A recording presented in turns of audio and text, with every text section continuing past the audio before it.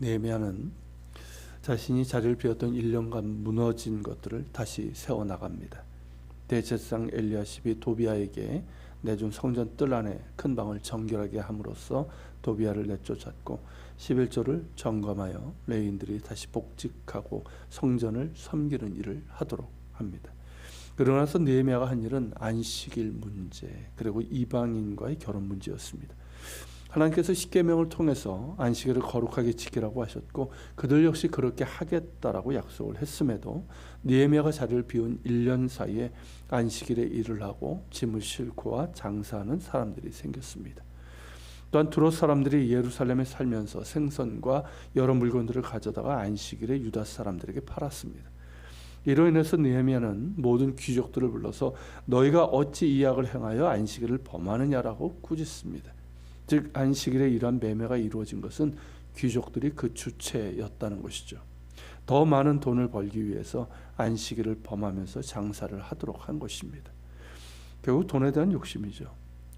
하나님께서 안식일, 우리에게는 주일인데 주일을 거룩히 지키라고 하신 이유는 단지 그날 교회에 가서 예배를 드리라는 것만이 아닙니다. 돈이 지배하고 일에 중독되어서 쉬지 못하는 사회에 대한 저항입니다. 열심히 일하지만 일 중독이 되지 않도록 하라는 것이고 돈이 너희를 지배하지 못하도록 주의를 지켜 저항하라는 것입니다. 우리 사회 현실을 보면 결국 쉬운 일이 아니고 지금의 코로나의 상황에서는 더더욱 그러합니다. 그래서 저 역시 충분히 그 어려움을 이해하지만 하나님께서 우리에게 안식일을 거룩히 지키라고 하신 이유가 무엇인지 깊이 생각할 필요가 있습니다. 쉬어야 합니다. 몸도 마음도 우리의 영혼도 쉬어야 되고 하나님의 안식 가운데서 쉬어야 합니다. 그렇지 않으면 억지로 쉬게 될 수도 있습니다. 또한 돈에 저항해야 됩니다. 삶을 위해서 돈이 필요하고 열심히 일해서 부를 얻는 것은 좋습니다. 하지만 돈이 나를 지배하지 못하도록 만몬이라는 우상을 섬기는 일이 없도록 끝없이 깨어있어 저항해야 합니다. 우리의 주인은 오직 하나님이십니다. 만몬이 아니라 하나님이 우리의 주인이며 돈이 아니라 하나님께서 우리를 붙들어 주십니다. 느헤미야는 여전히 또한 많은 사람들이 이방인들과 결혼을 하고 심지어 대제사장 엘리야십의 손자가 산발랏의 사이가 된 것을 보고 심히 분노하고 그를 내쫓습니다. 제사장 가문임에도 이방인과 결혼한 사람은 더 이상 제사장 직분을 감당할 수 없기 때문입니다. 매우 엄격하게 이 문제를 다루었습니다. 느헤미야가 백성들의 삶에서 무너진 것들 세 가지를 다시 세웠는데 그것은 11조와 안식일과 가정의 문제입니다. 11조는 우리 생업의 자리를 뜻합니다. 단지 소득의 10분의 1을 하나님께 드리는 문제가 아니라 나의 생업 전체를 하나님의 것으로 알고 그것을 소명의 자리로 인식하는 것입니다. 종교개혁자 깔뱅이 말한 것처럼 나의 직업이고 소명의 자리입니다. 하나님께서 부르신 자리이고 하나님의 영광과 하나님 나라와 의를 구하는 사명의 자리가 바로 나의 직업이고 생업의 자리입니다. 그렇기 때문에 하나님께서는 우리의 생업의 자리에 관심이 크십니다. 그리고 우리의 생업의 그 자리가 하나님의 영광을 구하며 하나님 나라와 의를 구하는 소명과 사명의 자리가 되기를 원하십니다. 그런 인식을 가지고 열심히 살아간 사람은 마땅히 소득의 10분의 1을 하나님께 감사함으로 드릴 수 있습니다. 나의 모든 것이 하나님의 것이고 내가 땀 흘리고 일할 수 있는 생업을 주시고 지혜와 능력을 주심에 감사하고 소득을 허락하심에 감사하며 또 하나님의 영광과 하나님 나라의 의를 구할 수 있게 하심에 감사한 것이죠. 안식일은 우리의 우선순위와 예배의 자리를 뜻합니다. 주일에 우리는 우리의 육체도 쉼을 얻어야 하지만 우리의 마음과 영혼이 하나님을 예배하는 가운데 참된 안식을 얻어야 합니다. 예배 가운데 나의 일주일간의 삶을 돌아보며 감사하고 한편으로는 회개하면서 하나님께서 새롭게 주시는 위로와 은혜와 능력과 소망을 가지고 한 주간을 살아가는 것입니다. 말씀 가운데 하나님께서 내게 주신 것들을 기억하면서 한 주간을 살아가는 것이죠.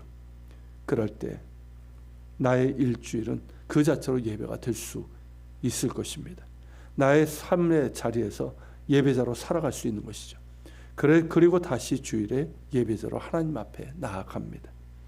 그러므로 주일은 우리의 우선순위가 되는 것이고 그래야만 하는 것입니다. 하나님을 예배하는 것이 나의 우선순위가 될 때 우리는 주일을 복 주신 하나님의 은혜를 경험할 수 있게 되고 우리의 일상의 삶도 새로운 의미와 소망과 힘을 얻게 됩니다. 또한 가정은 작은 하나님 나라입니다.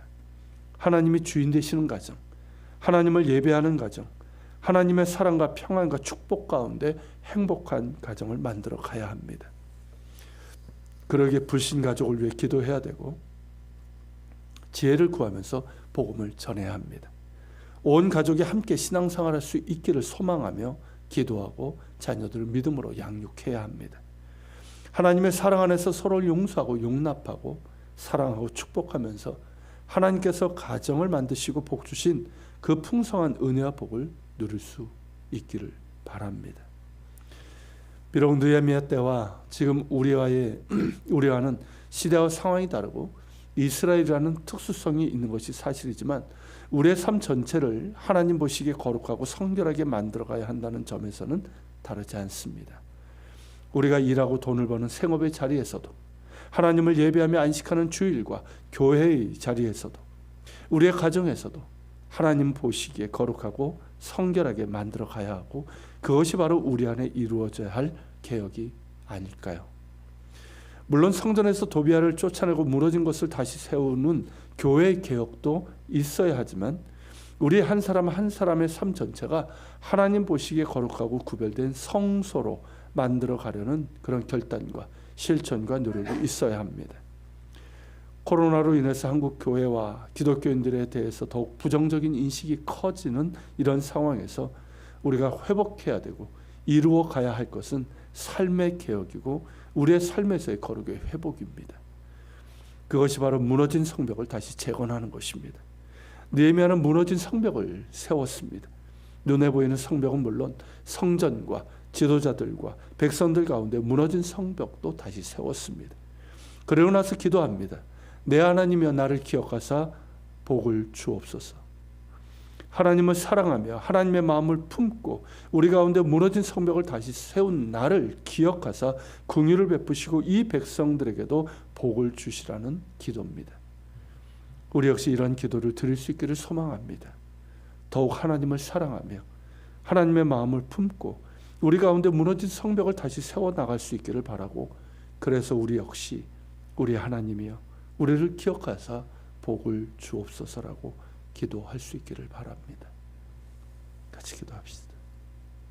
하나님, 느헤미야의 개혁을 보니 성전을 개혁하는 예배를 개혁하는 것뿐만 아니라 백성들의 일상의 삶을 개혁하는 그것도 있습니다. 주님, 우리 역시 우리의 삶을 돌아보게 하옵소서.